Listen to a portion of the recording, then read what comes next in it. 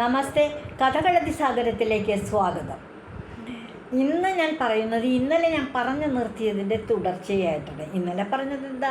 ജയവിജയന്മാർക്ക് വൈകുണ്ഠത്തിലെ കാവൽക്കാരായിരുന്ന ജയവിജയന്മാർക്ക് സനകാദി മഹർഷിമാരിൽ നിന്ന് ശാപം കിട്ടി 3 പ്രാവശ്യം ഓരോരുത്തരും 3 പ്രാവശ്യം വീതം അസുരന്മാരായിട്ട് ജനിക്കണമെന്ന് ശപിച്ചു കഴിഞ്ഞു. മഹാവിഷ്ണു അവരുടെ അസുരജന്മം അവസാനിക്കുന്നത് അദ്ദേഹം തന്നെ അവരെ വധിച്ചിട്ടാണ്. അവർക്ക് അസുരജന്മത്തിലും ഭഗവത് ഭക്തി കളയല്ലേ, ഞങ്ങൾക്ക് ഭഗവത് ഭക്തി അപ്പോഴും നിലനിർത്താനായിട്ട് സാധിക്കണേ എന്നുള്ള പ്രാർത്ഥന കേട്ടപ്പോൾ നിങ്ങൾക്ക് ഭക്തി ഉണ്ടാവും. പക്ഷേ അത് വിപരീത ഭക്തിയായിപ്പോയി. അസുരന്മാരല്ലേ. അങ്ങനെ 1ാമത്തെ അവതാരമായിട്ട് കശ്യപ പ്രജാപതിയുടെയും ദിതിയുടെയും പുത്രന്മാരായിട്ട് ഹിരണ്യാക്ഷൻ, ഹിരണ്യകശിപു എന്ന പേരിൽ അവർ ജനിച്ചു. അവർക്കൊരു സഹോദരിയുണ്ട്, സെമിക്കുക. ഈ ഹിരണ്യാക്ഷൻ ഭൂമിദേവിയെ, അതായത് മഹാവിഷ്ണുവിൻ്റെ ഒരു ഭാര്യ കട്ടുകൊണ്ടുപോയി രക്ഷിക്കാനായിട്ട് വരാഹാവതാരം എടുത്ത മഹാവിഷ്ണു ചെന്നു ഹിരണ്യാക്ഷനെ വധിച്ചു, ഭൂമിയെ സ്വതന്ത്രയാക്കി.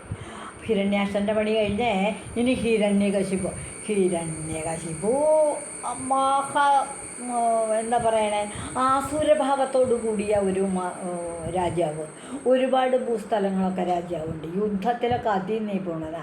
ചില സമയത്ത് ഈ ദേവാസുരന്മാർ തമ്മിൽ ദേവലോകത്ത് വെച്ചിട്ട് യുദ്ധം ഉണ്ടാവും. അപ്പം അസുരന്മാരെ സഹായിക്കാനായിട്ട് ഈ അസാമാന്യ കായിക ശേഷിയുള്ള യോദ്ധാവായ ഹിരണ്യകശിപുവിനെ വിളിക്കുക. അങ്ങനെ പല സമയത്തും പോകാറുണ്ട്. അങ്ങനെ ഒരിക്കൽ പോയപ്പോൾ അദ്ദേഹത്തിന് ഭാര്യയായിരുന്നു കയാധു എന്നാണ് പേര് അവരുടെ. ആ ഹിരണ്യകശിപുവിൻ്റെ ഭാര്യ കയാധു ഗർഭിണിയായിരുന്നു.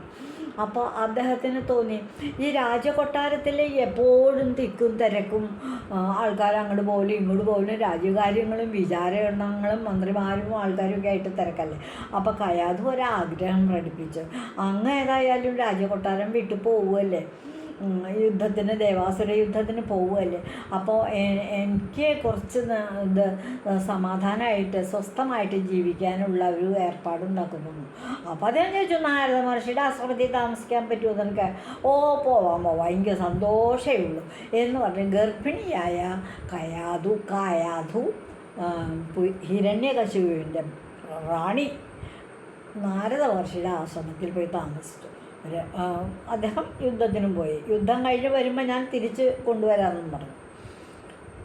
അങ്ങനെ പോയി നാരദ മഹർഷിയുടെ ആശ്രയിച്ച് ചെന്നപ്പോൾ ഉണ്ടായ അവിടുത്തെ സംഭവം എന്താ?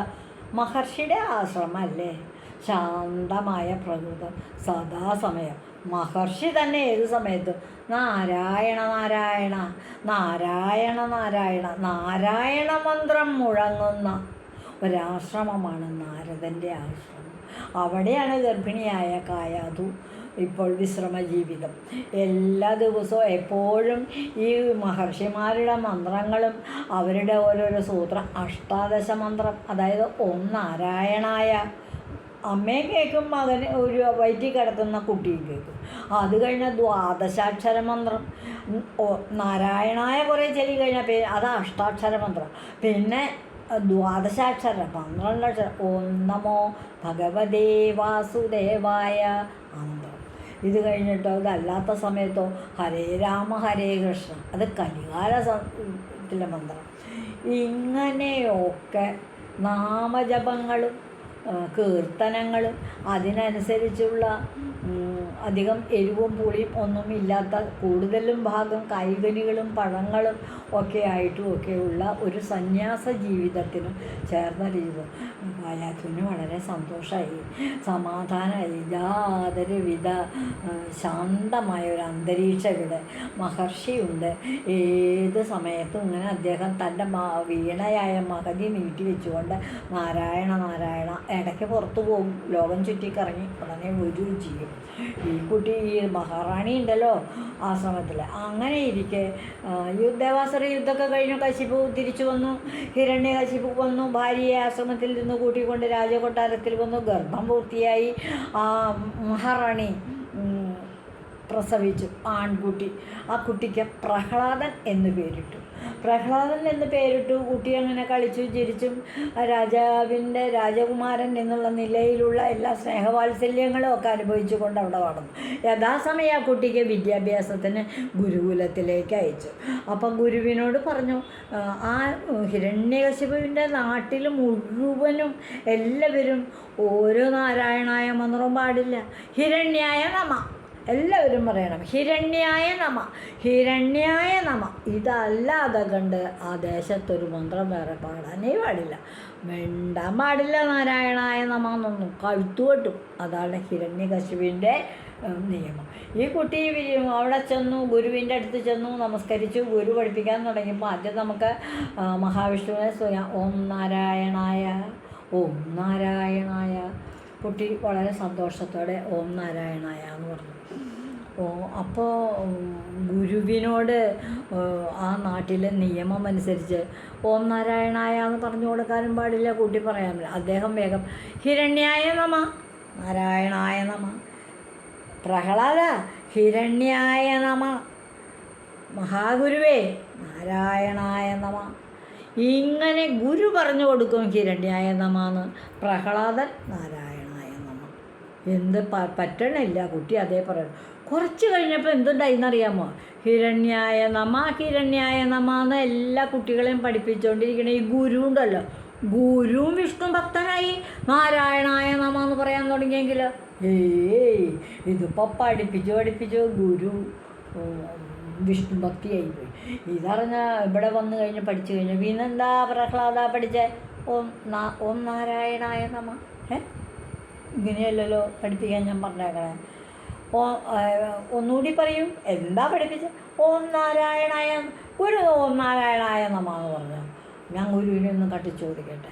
അവിടെ ചെന്ന് ഹിരണ്യാക്ഷൻ ഗുരുവിനെ വിളിച്ച് സംസാരിച്ചു. ഗുരു പറയണത് ഓം നാരായണായ നമ. അദ്ദേഹം വിഷ്ണു ഭക്തനായി. അങ്ങനെ വന്ന് എന്ത് ചെയ്തിട്ടും കൂട്ടി ഹിരണ്യായ നമ എന്നല്ല പറയണേ, നാരായണായ. ആദ്യം പേടിപ്പിച്ച് നോക്കി കുട്ടിയെ. പേടിപ്പിച്ച് നോക്കിയപ്പോൾ പേടിയുണ്ടോ? ഒരു പേടിയില്ല. ഉടൻ തന്നെ പ്രഹ്ലാദനോട് പറഞ്ഞു, പ്രഹ്ലാദ ഇനി ഇവിടെ നാരായണായ നമ എന്ന് കേട്ടിട്ടുണ്ടെങ്കിൽ നല്ല അടി വെച്ച് തരൂ കേട്ടോ എന്നൊക്കെ പറഞ്ഞു. ഒന്നുമില്ല. പിന്നെ ഹിരണ്യകശിപു ഭൃത്യന്മാരെ കൊണ്ട്, രാജാവിൻ്റെ ഭടന്മാരെ കൊണ്ട് കുട്ടിയെ ശിക്ഷിച്ചു. അടിക്കന്നെ ചെയ്തു. പറയൂ നാരായണായ നമ, ഹിരണ്യായ നമ എന്ന് പറയൂ എന്ന് പറയും. ഭടന്മാർ പറയും ഹിരണ്യായ നമ, എവിടെ നാരായണായ നമ. കുറച്ചുകൂടെ കൂട്ടുകാരൊക്കെ ഉണ്ട് ഗുരുകുലത്തിൽ പഠിക്കുന്ന എല്ലാവരോടും നാരായണായ നമ, നാരായണായ നമ.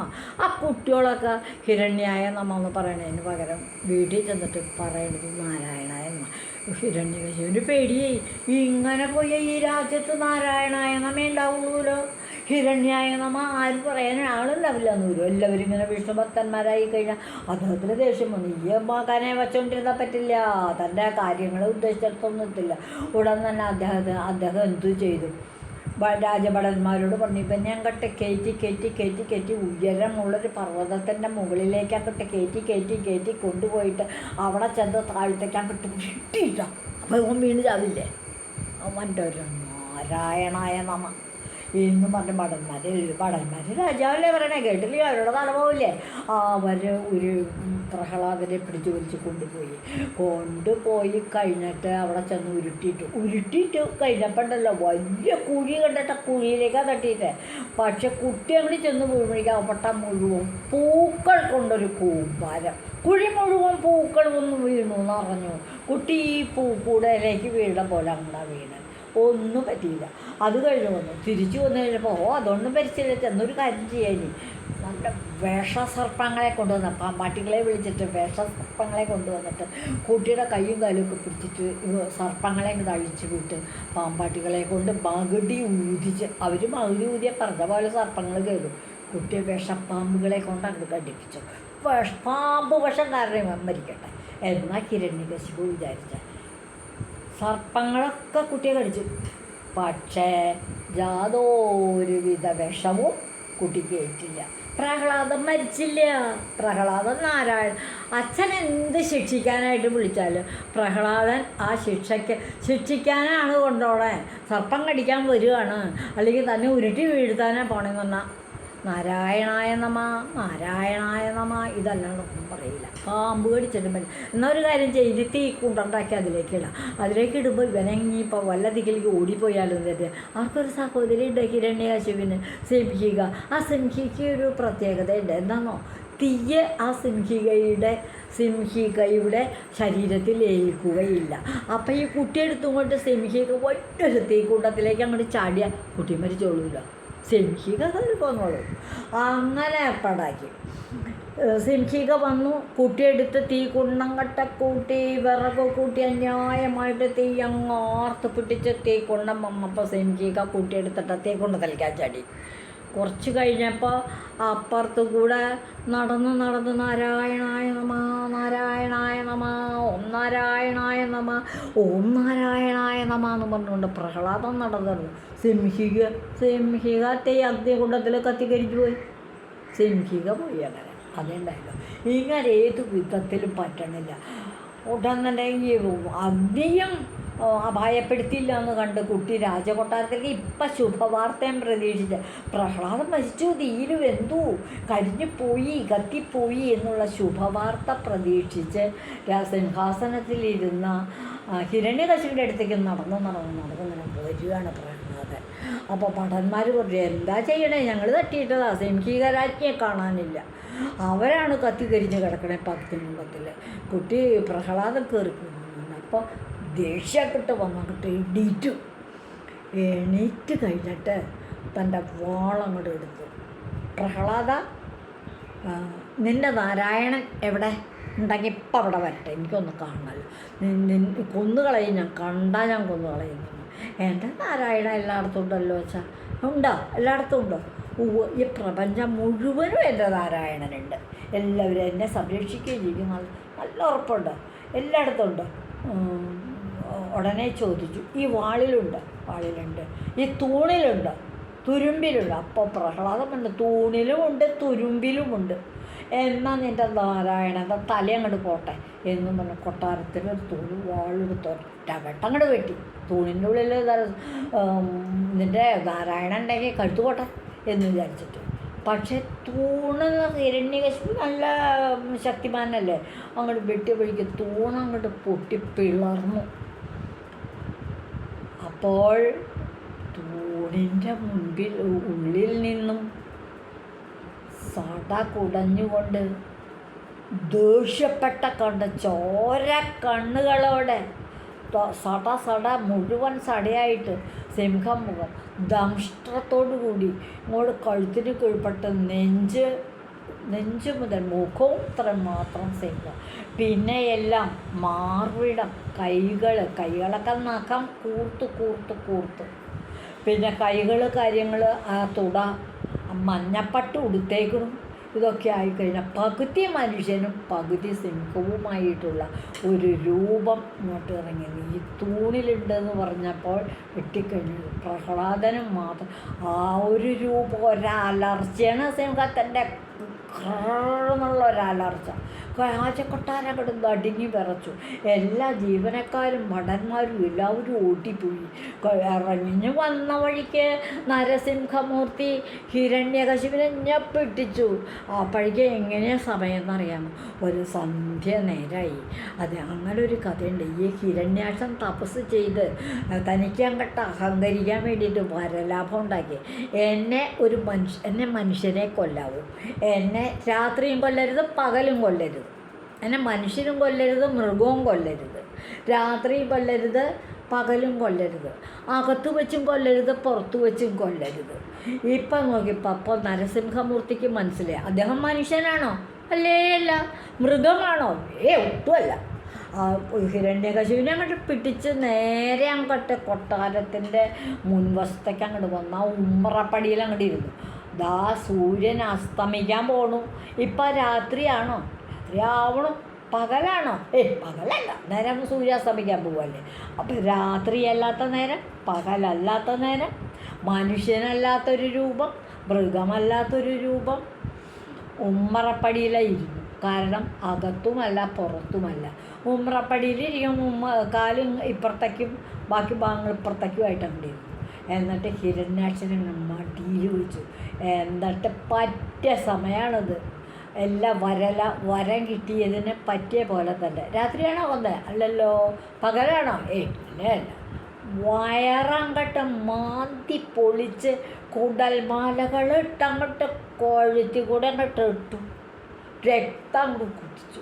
ഓ നരസിംഹരൂപം, ബീഭത്സമായ നരസിംഹരൂപം, കുടൽമാല കഴുതിലിട്ടുകൊണ്ടുള്ള നരസിംഹരൂപം, ദേവലോകം മുഴുവൻ സ്തുതിച്ചുകൊണ്ട് പുഷ്പവൃഷ്ടി ചെയ്ത് എല്ലാവരും പേടിച്ച് പോയി, ഓട്ടിപ്പോയി. പ്രഹ്ലാദം മാത്രം പോയില്ല. ബ്രഹ്മാവും ഒന്ന് സ്തുതിച്ചു. നരസിംഹമൂർത്തിയുടെ കോപത്തിന് ഒരു സമാധാനമായില്ല. മറ്റ് ദേവന്മാരൊക്കെ സ്തുതിച്ചു, ദേവേന്ദ്രനൊക്കെ സ്തുതിച്ചു. നരസിംഹമൂർത്തിയുടെ കോപത്തിന് ഒരു ശമനവും കിട്ടുന്നില്ല. ഒടുക്കം ദേവന്മാർ പറഞ്ഞു, പ്രഹ്ലാദ, കുട്ടി ഒന്ന് സ്തുതിച്ചു നോക്കൂ. ഭഗവാന് ആ നരസിംഹമൂർത്തിക്ക് കുറച്ചൊരു ശാന്തത വരുമായിരിക്കും എന്ന് തോന്നുന്നു എന്ന് പറഞ്ഞു. പ്രഹ്ലാദൻ അത് കേട്ടു. ആ നരസിംഹമൂർത്തിയെ ഓം നാരായണായ, ഓം നമോ നാരായണായ എന്ന് പറഞ്ഞ് സ്തുതിക്കാൻ തുടങ്ങി. പ്രഹ്ലാദൻ്റെ സ്തുതി കേട്ടപ്പോൾ തൻ്റെ ഈ ഭക്തനായ കുട്ടിയെ ഇത്രയേറെ ഒരു പിതാവ് എത്ര തവണയാണ് ആ കുട്ടിയെ കൊല്ലാനായിട്ട് നോക്കി രക്ഷിക്കാൻ പറ്റാതിരുന്ന, അതിനു വേണ്ടി ഒരു അവതാരം എടുക്കേണ്ടി വന്നാൽ എടുക്കണം. അങ്ങനെ ആ വരം അനുസരിച്ച് ഹിരണ്യകശിപിനെ കൊല്ലാൻ വേണ്ടി മാത്രമായിട്ട് ഒരവതാരമെടുത്ത് മഹാവിഷ്ണു നരസിംഹമായി മാറി. പ്രഹ്ലാദ സ്തുതി കേട്ട് ശാന്തനായി കുട്ടിയെ അനുഗ്രഹിച്ചു. ആ പ്രഹ്ലാദനെ പിന്നീട് രാജാവാക്കി. പ്രഹ്ലാദൻ ഏറെക്കാലം രാജ്യം വളരെ മനോഹരമായിട്ട് സുഖസുന്ദരമായിട്ട് അങ്ങോട്ട് ഭരിക്കുകയും ചെയ്തു.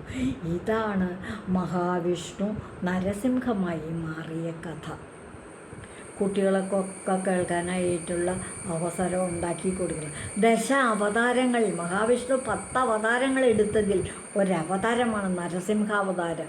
പൂർണ്ണാവതാരം മുഴുവൻ, പല അംശാവതാരങ്ങളും പൂർണ്ണാവതാരങ്ങൾ, ഇതൊരു പൂർണ്ണാവതാരമാണ്. ഈ കഥ കുട്ടികൾക്ക് കേൾക്കാനുള്ള അവസരം ഉണ്ടാക്കി കൊടുക്കൂട്ടോ.